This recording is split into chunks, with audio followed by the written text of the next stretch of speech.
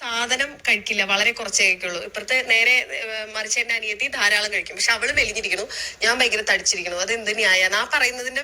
ഞാൻ ഒന്നും കഴിക്കുന്ന വണ്ണം വെച്ചോണ്ട് വെള്ളം കുടിച്ചാലും വണ്ണം വെക്കും അറിയില്ല ചിലര്. അതൊരു റോങ് കോൺസെപ്റ്റ് ആണ്.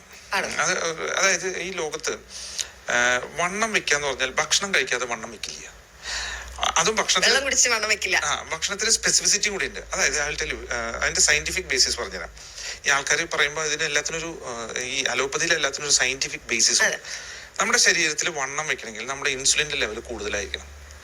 ഇൻസുലിൻ ലെവൽ കൂടുതലായാലേ കഴിക്കുന്ന ഭക്ഷണം നമുക്ക് ഫാറ്റ് ആയിട്ട് കൺവേർട്ട് ചെയ്യാൻ പറ്റുള്ളൂ. അത് ഏത് ഭക്ഷണം ഫാറ്റ് ആയിട്ട് കൺവേർട്ട് ചെയ്യാൻ ഏറ്റവും എളുപ്പം എന്താണ്? അന്നജം അടങ്ങിയിട്ടുള്ള കാർബോഹൈഡ്രേറ്റ്സ്. നമ്മുടെ നാട്ടിൽ ചോറ്. ഈ ചോറിനെ ഫാറ്റ് ആയിട്ട് കൺവേർട്ട് ചെയ്യണമെങ്കിൽ ഇൻസുലിന്റെ ലെവൽ കൂടുതൽ വേണം. അപ്പൊ അതായത് എന്ത് ഭക്ഷണത്തിനും ഫാറ്റ് ആയിട്ട് കൺവേർട്ട് ചെയ്യണമെങ്കിൽ ഹൈപ്പർ ഇൻസുലിനിയ വേണം. ഈ ഇൻസുലിനെ ഏറ്റവും കൂടുതൽ ശരീരത്തിന് ഉത്പാദിപ്പിക്കണമെങ്കിൽ കാർബോഹൈഡ്രേറ്റ് കഴിച്ചാലാണ്. ഫാറ്റ് കഴിച്ചാലോ പ്രോട്ടീൻ കഴിച്ചാലോ അത്രയും ഇൻസുലിൻ നമ്മുടെ ശരീരത്തിൽ കൂടില്ല. അപ്പോ നമ്മൾ കൂടുതലായിട്ട് കാർബോഹൈഡ്രേറ്റ് കഴിക്കുന്ന ആൾക്കാർക്കാണെങ്കിൽ ഇത് കൂടുതലായിട്ട് കൺവേർട്ട് ചെയ്ത് ഫാറ്റ് ആവും. അപ്പം ഒന്നും കഴിക്കുന്നില്ല എന്ന് പറയുന്ന അത് വെറുതെയാണ്. അപ്പൊ ഹൈപ്പർ ഇൻസുലിനീമിയ, ഇൻസുലിന്റെ ലെവൽ കൂടുതലുണ്ടെങ്കിൽ നമ്മൾ വണ്ണം വെക്കുള്ളൂ. ആ ഇൻസുലിന്റെ ലെവൽ കൂടുതൽ വേണമെങ്കിൽ നമുക്ക് കൂടുതൽ ഭക്ഷണം കഴിക്കും. ഇനി വേറൊരു രീതിയിൽ പറഞ്ഞുതരാം. നിങ്ങൾ ഈ മൃഗങ്ങളെല്ലാം എടുത്തു നോക്കൂ. ഇപ്പൊ എന്നോട് പറയും വെജിറ്റേറിയൻ, ഞാൻ വെജിറ്റേറിയനാ, എന്നിട്ട് ഇങ്ങനെ വണ്ണം വെക്കുന്നത്. ഞാൻ ചിക്കനും മട്ടനൊന്നും കഴിക്കില്ല, പക്ഷെ ബീഫൊന്നും കഴിക്കില്ല, പക്ഷെ വണ്ണം വെക്കുന്നത്. വളരെ റോങ് കോൺസെപ്റ്റാണ്. അത് വളരെ തെറ്റായ കോൺസെപ്റ്റാണ്. ജനങ്ങൾക്കത്, അതായത് ഡയറ്റിന്റെ ഫണ്ടമെന്റൽ കോൺസെപ്റ്റ്സ് ജനങ്ങൾക്ക് അറിയാത്തതുകൊണ്ടാണ്. അതിന് ഏറ്റവും എളുപ്പത്തിന് പറഞ്ഞാൽ മൃഗങ്ങളെ നോക്കുക. ലോകത്തിലെ ഏറ്റവും വണ്ണത്തിലിരിക്കുന്ന മൃഗങ്ങൾ മുഴുവൻ വെജിറ്റേറിയൻസാണ്.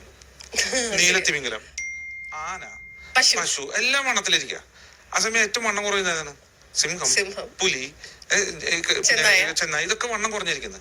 അതിന് കാരണം എന്ന് വെച്ചാല് അവര് കഴിക്കുന്നത് ഒന്നില്ലെങ്കിൽ ഫാറ്റ് കഴിക്കവര്, ഇത് രണ്ടും ശരീരത്തിൽ, അതായത് നമ്മളും ഈ മൃഗങ്ങളും തമ്മിൽ ഫിസിയോളജിക്കലി വലിയ വ്യത്യാസമൊന്നുമില്ല. സെയിം ഹോർമോൺസും സെയിം കാര്യങ്ങളൊക്കെ ആക്ട് ചെയ്യുന്നു. അപ്പൊ ഇവരിത് കഴിക്കുമ്പോ ഇവരുടെ ശരീരത്തിൽ വളരെ കുറച്ച് ഇൻസുലിനെ പ്രൊഡ്യൂസ് ചെയ്യുന്നുള്ളൂ. ഇത് മുഴുവൻ ശരീരത്തിലേക്ക് ഈ ഫാറ്റ് ആയിട്ട് ഇതെല്ലാം ഉപയോഗിച്ച് തീർക്കുന്നു. ഇതിനെ കൺവേർട്ട് ചെയ്ത് സ്റ്റോർ ചെയ്യാൻ പറ്റുന്നില്ല.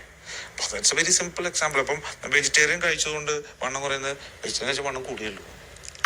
കഴിച്ചാൽ നമ്മൾ കൂടുതൽ കാർബോഹൈഡ്രേറ്റ് അല്ലേ. നമ്മളെ ഇപ്പൊ ഞാൻ വേറൊരു സ്റ്റേറ്റ്മെന്റ് പറഞ്ഞാൽ നിങ്ങൾ അത്ഭുതം. ആക്ച്വലി എല്ലാവരും അവൻ പ്യുവർ നോൺ വെജിറ്റേറിയനെ കഴിക്കുള്ളൂ. അത് ദാറ്റ്സ് എ റോങ് കോൺസെപ്റ്റ്. ഒരുത്തരും സത്യം പറഞ്ഞാൽ ഞാൻ ഈ സ്റ്റേറ്റ്മെന്റ് റാഡിക്കൽ സ്റ്റേറ്റ്മെന്റ് ആയി. നോൺ വെജിറ്റേറിയൻ ഇഷ്ടമുള്ള ഒരു മനുഷ്യനില്ല ഈ ലോകത്ത്. അത് ഞാൻ പറഞ്ഞുതരാം. ഏറ്റവും നല്ല കറി എന്താണ്? ഏറ്റവും നല്ല കറി എന്ന് പറഞ്ഞാൽ ആ കറി ഉപയോഗിച്ച് ഏറ്റവും കൂടുതൽ ചോറുണ്ണ, ഏറ്റവും കൂടുതൽ പൊറോട്ട കഴിക്കുക, ഏറ്റവും കൂടുതൽ പുട്ട് കഴിക്കുക. ഇതാണ് ഏറ്റവും നല്ല കറി. ആ സമയം ആ പൊറോട്ടയും ഈ ചോറും ഇതെല്ലാം മാറ്റി അവന് ഫുൾ പ്ലേറ്റ് ബീഫ് 3 നേരം എടുത്ത്, അല്ലെ ചിക്കൻ 3 നേരം എടുത്ത് കഴിഞ്ഞാൽ പിന്നെ അവനെടുത്ത്.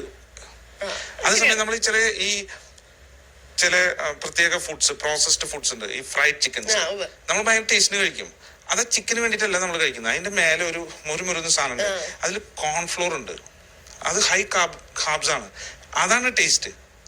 Now you understand. അപ്പോ ഒരു നോൺ വെജിറ്റേറിയൻ കഴിച്ചാലാണ് വണ്ണം വെക്കാന്നുള്ളത്. നോൺ വെജിറ്റേറിയന്റെ ഒപ്പം കഴിക്കുന്ന സാധനമാണ് വണ്ണം വെപ്പിക്കുന്നത്. പ്യോർ മീറ്റ് ആയിട്ട് ആർക്കും കൊടുത്താൽ ആരും കഴിക്കാൻ കഴിക്കില്ല. എത്ര നോൺ വെജിറ്റേറിയൻ ഇഷ്ടമുള്ളവരാണെങ്കിലും ഒരു നേരം കഴിക്കും, 2 നേരം, പിന്നെ സാധനം കഴിക്കില്ല. സോ ആ കോൺസെപ്റ്റ്, ആ ഡയറ്റിന്റെ ഒരു വലിയൊരു കോൺസെപ്റ്റ്, നോൺ വെജിറ്റേറിയൻ കഴിച്ചാൽ വണ്ണം വെക്കും. നോ, അങ്ങനെയല്ല. അത് നോൺ വെജിറ്റേറിയൻ അല്ല അവിടുത്തെ പ്രശ്നം. അവിടുത്തെ പ്രശ്നം മറ്റേതാണ്. നമ്മൾ ബിരിയാണി, ഫുൾ ബിരിയാണി തിന്നും, പൊറോട്ട തിന്നും, പിന്നെ അതിന്റെ ചോറ് കഴിക്കും.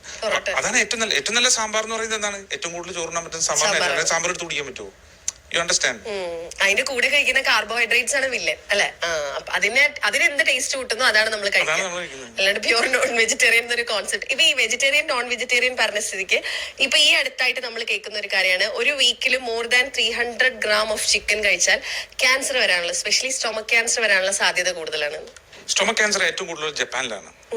അപ്പൊ അവിടുത്തെ സ്റ്റഡീസ് അനുസരിച്ച് why Japanese got high stomach cancer, അവര് സ്മോക്ഡ് ഫുഡ് ഉപയോഗിക്കും. സ്മോക്ക് ഫുഡ് എന്ന് പറഞ്ഞു കഴിഞ്ഞാൽ ഈ മീനും ഇറച്ചിയൊക്കെ അവർ പുക കയറ്റിട്ട് കഴിക്കും. പുക കയറ്റിട്ട് കഴിക്കുമ്പോൾ അതിൽ ഒരുപാട് ഈ പുകയും ഈ മാംസം കൂടെ ചേരുമ്പോൾ കാർസിനോജനിക്, അത് ക്യാൻസർ ഉണ്ടാക്കാവുന്ന മോളിക്യൂൾസ് കൂടുന്നതാണ്, നൈട്രോസമീൻസ് പോലത്തെ മോളിക്യൂൾസ്.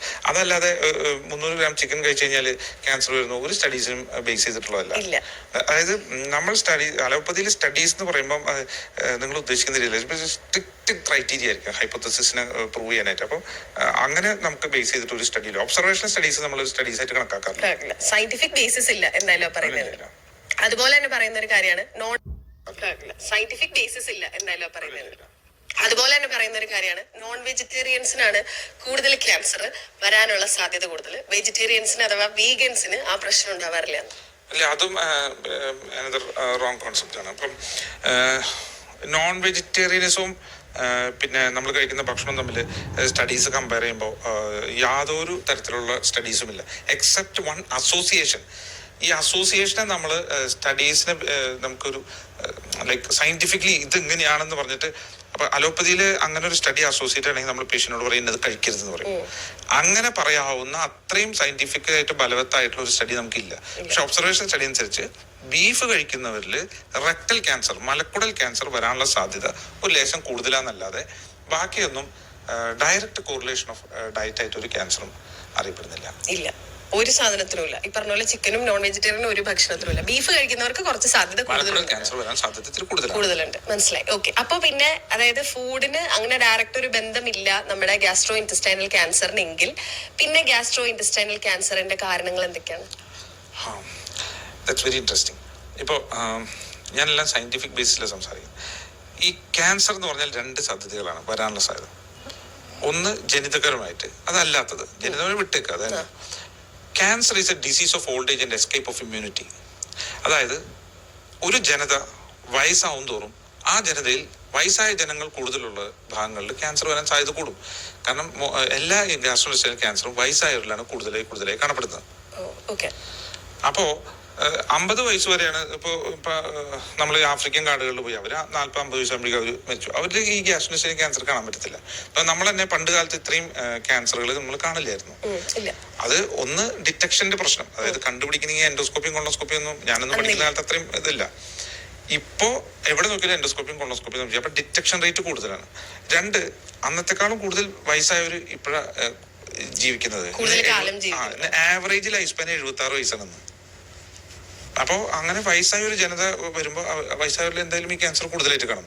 പിന്നത്തെ ഒരു strong association escape of immunity. നമ്മുടെ പ്രതിരോധ ശേഷിയിൽ ഒരു കുറവ് വരുമ്പോഴാണ് ഈ ക്യാൻസർ സെൽസിനെ കൊല്ലാനായിട്ട് നമ്മളുടെ ശരീരത്തിന് സാധിക്കും. അത് സാധിക്കാതെ നമ്മൾ ഈ ഇമ്മ്യൂണിറ്റിയിൽ എന്തെങ്കിലും ഒരു വ്യത്യാസമൊക്കെ വരുമ്പോൾ ക്യാൻസർ വരാം എന്നുള്ളതാണ്. സോ പക്ഷെ അതൊക്കെ വിട്ടേക്ക്. സോ പ്രധാന കാരണം രണ്ടാണ്. ഒന്ന് ജനിതകപരമായതും because we are old age population. ഇത് രണ്ടുമാണ് പ്രധാന റീസൺ. പ്രായം കൂടുന്തോറാണ് വരാൻ സാധ്യത. ഗ്യാസിന്റെ വേദന എന്ന് പറഞ്ഞല്ലോ, ഇപ്പൊ നിങ്ങൾ ഗ്യാസ്ട്രോ എൻട്രോളജിസ്റ്റുകൾക്ക് ഏറ്റവും കൂടുതൽ റിസ്ക് ആയിട്ട് വരുന്ന ചിലപ്പോൾ ഗ്യാസിന്റെ വേദനയായിരിക്കും. കാരണം നമ്മൾ വയറിന് എന്ത് പ്രശ്നം വന്നാലും അത് ഗ്യാസ് ആണ് എന്ന് പറഞ്ഞാൽ ഈ പറഞ്ഞ പോലെ ജീരകവെള്ളം, മയമോദവെള്ളം ഇതൊക്കെ കുടിക്കലാണല്ലോ പതിവ്. ഗ്യാസിന്റെ വേദന അല്ലാന്നും അല്ലെങ്കിൽ കറക്റ്റ് ഗ്യാസിന്റെ വേദന എങ്ങനെയാ വരിക, എങ്ങനെ തിരിച്ചറിയാൻ പറ്റുക? അതൊരു നല്ല ചോദ്യമാണ്. കാരണം വെച്ചാൽ എല്ലാ പേഷ്യന്റുകളും ഒരു ഗ്യാസ്ട്രോളജിസ്റ്റിന്റെ അടുത്ത് ചെല്ലുന്നത് ഗ്യാസ് എന്ന് പറഞ്ഞു. അപ്പൊ ഈ ഗ്യാസ് എന്ന് പറഞ്ഞ ഗ്യാസ് എന്ന് പറഞ്ഞു. അപ്പൊ ഈ ഗ്യാസ് എന്ന് പറഞ്ഞു കഴിഞ്ഞാല് ഞങ്ങൾ എടുക്കുന്നത് വേറെ രീതിയിൽ. ഇപ്പൊ ഫോർ എക്സാമ്പിൾ അതൊരു നോൺ സ്പെസിഫിക് ടേം ആണ്. രോഗിക്ക് വയറിൻ്റെ ഉള്ളിൽ എന്ത് വന്നാലും ഗ്യാസാണ്. അപ്പോൾ നമുക്കങ്ങനെയല്ല. അപ്പോൾ ഈ പേഷ്യന്റ് വരുമ്പോൾ ഇപ്പൊ ചിലവർക്കുണ്ട് മലബന്ധം ഉണ്ടാവും, വയറ്റിൽ നിന്ന് ശരിക്കും പോവില്ല.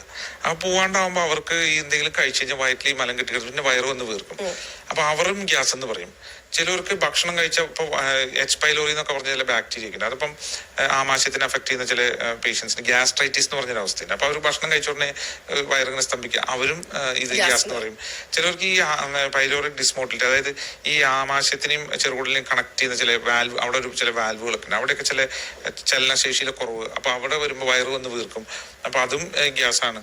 അപ്പം ചിലർക്ക് ഇറിറ്റബിൾ ബൗൾ സിൻഡ്രോം, അതായത് തലച്ചോറിനെയും കുടലിനെയും കണക്ട് ചെയ്യുന്ന ചില ഞരമ്പുകളും പിന്നെ ഈ കോൺസ്റ്റിപ്പേഷൻ എല്ലാം കൂടെ ചേർന്ന് ഉള്ള ഒരു കോൺഗ്ലോമറേഷൻ, എല്ലാം കൂടെ ഒരുമിച്ച് വരുന്ന ഒരു ഇതിനെയാണ് നമ്മൾ ഇറിറ്റബിൾ ബൗൾ സിൻഡ്രോം എന്ന് പറയുക. അപ്പം അങ്ങനെയുള്ളവർക്കും ഗ്യാസ് എന്ന് പറയും. അപ്പം ഞാൻ നേരത്തെ പറഞ്ഞ ആ സയൻസ്, അതായത് വയറുവേദനയുടെ ഒപ്പം വയറ്റിൽ നിന്ന് രക്തം പോവുക, വിശപ്പില്ലായ്മ വരിക, അത് സ്ഥിരമായിട്ട് ഇങ്ങനെ പ്രശ്നങ്ങൾ ഉണ്ടെങ്കിൽ ഏറ്റവും നല്ലത് ഒന്ന് ഇൻവെസ്റ്റിഗേറ്റ് ചെയ്യായിരിക്കും. ഇപ്പോഴത്തെ സിറ്റുവേഷനിൽ ഗ്യാസ് എന്ന് പറഞ്ഞു വെച്ചോണ്ടിരിക്കുന്നതിൽ വലിയ അർത്ഥമില്ല. ഓക്കെ. ഇപ്പൊ ഡോക്ടർ പറഞ്ഞ ഈ നമ്മുടെ വയറും ബ്രെയിനും തമ്മിലുള്ള കണക്ഷൻ എന്ന് പറഞ്ഞില്ലേ, അത് നമ്മളിപ്പോ ഒരുപാട് ഡിസ്കസ് ചെയ്യുന്ന ഒരു കാര്യമാണ്, ഗട്ട് ബ്രെയിൻ കണക്ഷൻ. അതൊന്ന് പറഞ്ഞുതരും, അതെന്താ സംഭവം? അപ്പൊ അതിലൊരുപാട് റിസർച്ച് നമുക്ക് നടക്കുന്നതാണ്. ഇപ്പൊ ഗട്ട് ബ്രെയിൻ ആക്സിസ്. പക്ഷെ നമുക്കൊരു ഈ ഗട്ട് ബ്രെയിൻ ആക്സിസ് ആണ് ഇതിന്റെ പ്രോബ്ലം, അതിനെങ്ങനെ ട്രീറ്റ് ചെയ്യുക, അങ്ങനെയൊക്കെ നമുക്കൊരു സ്പെസിഫിക് ആയിട്ട് പറയാൻ ബുദ്ധിമുട്ടുണ്ട്. അതൊരു ഡയഗ്നോസ് ഓഫ് എക്സ്ക്ലൂഷൻ ആണ്. ബാക്കി എല്ലാ പ്രശ്നങ്ങളും ഇല്ലെങ്കിൽ ഇതായിരിക്കാം സ്ഥിതി എന്നുള്ളതാണ്. അല്ലാണ്ട് എടുത്തുടനെ പേഷ്യന്റ് ഇപ്പൊ ഗട്ട് ബ്രെയിൻ ആക്സിസിന്റെ ഒരു ഇറിറ്റബിൾ ബൗൾ സിൻഡ്രോമിന്റെ ഒരു മെയിൻ കൾപ്രിറ്റ് ആയിട്ട് പ്രശ്നക്കാരനായിട്ട് പറയുന്നത് ഈ ഗട്ട് ബ്രെയിൻ ആക്സിസിന്റെ കൺട്രോളിലെ പ്രശ്നങ്ങളാണ്. ഇപ്പൊ അതിപ്പോ ഫോർ എക്സാമ്പിൾ ഒരാൾക്ക് കൈ ചെറുതായിട്ടൊന്ന് മുറിഞ്ഞാൽ അയാൾ വലിയ വേദന ഒന്നുമില്ല. വേറൊരു ആൾക്കാണെങ്കിൽ ആ ചെറുത് മുറിഞ്ഞാൽ മതി, ഒരുപാട് വേദന തോന്നും. സോ ഈ പെർസെപ്ഷൻ അത് ഓരോരുത്തരുടെ ബ്രെയിനിന്റെ പെർസെപ്ഷനാണ്. അപ്പൊ ചിലർക്ക് വയറിന് ഡിസ്കംഫർട്ട് ഉണ്ടെങ്കിൽ അവര് ഒന്നും അറിയാത്ത പോലെ നടക്കുന്നുണ്ടാവും. 2 ദിവസം 3 ദിവസമായിട്ട് മലം പോയില്ലെങ്കിലും. ഇപ്പൊ ചില രാജ്യങ്ങളിലെ ആൾക്കാർ 7 ദിവസമൊക്കെ കഴിഞ്ഞിട്ടാണ് വയറ്റുന്നത്. അപ്പൊ അങ്ങനെയുള്ള ചില രാജ്യങ്ങൾ, പക്ഷെ അവരൊന്നും പ്രശ്നമില്ലാണ്ട് നടക്കുന്നുണ്ട്. അതേസമയം ഒരു ദിവസം പോയില്ലെങ്കിൽ ചിലർക്ക് ഭയങ്കര ബുദ്ധിമുട്ടാണ്. സോ അത് ആ ബ്രെയിനിന്റെ പെർസെപ്ഷനാണ്. ഞാൻ വളരെ സിമ്പിൾ ടേംസിലാണ് പറയുന്നത്. പക്ഷെ അത് അങ്ങനെ പറയണമെങ്കിൽ ഈ രോഗിക്ക് വേറെ ഓർഗാനിക് ആയിട്ടുള്ള പ്രശ്നം പിടിച്ച അസുഖങ്ങളൊന്നുമില്ലാന്ന് ഉറപ്പുവരുത്ത ടെസ്റ്റുകൾ ചെയ്തതിന് ശേഷമാണ് നമ്മൾ ഈ ഇറിറ്റബിൾ ബൗൾ സിൻഡ്രോം ആയിരിക്കാം എന്ന് പറയുന്നത്. അതായത് നോർമലായി നിങ്ങൾ ചെയ്യുന്ന ഒരു ടെസ്റ്റുകളും പ്രശ്നങ്ങളും ഒന്നും നോക്കി അതൊന്നും പോസിറ്റീവ് അല്ലെങ്കിൽ ആക്സിസിന്റെ പ്രശ്നം എന്ന് പറയാം. അപ്പൊ അതിന്റെ കൺട്രോളില് ചലനശേഷിയിലെ വ്യത്യാസങ്ങൾ അങ്ങനെ നമുക്ക് പറയാൻ പറ്റും. ഓ, ഏറ്റവും ലാസ്റ്റത്തെ ഓപ്ഷനാണ് ഈ ഡയഗ്നോസ് ഓഫ് എക്സ്ക്ലൂഷൻ എന്ന് പറയാം. ബാക്കിയുള്ള പ്രശ്നങ്ങളൊന്നും ഇല്ലെങ്കിൽ നമ്മൾ ഈ 19ാമത്തെ അടവ് എന്നൊക്കെ പറഞ്ഞ അല്ലെ 18 അടവുകളും വയറ്റി കഴിഞ്ഞിട്ട് ലാസ്റ്റ് വരുന്നത്. പക്ഷെ ഏറ്റവും കൂടുതൽ ഇപ്പൊ റിസർച്ച് നടക്കുന്ന ആ ഫീൽഡിലാണ്. അതായത് ഇപ്പൊ നമ്മൾ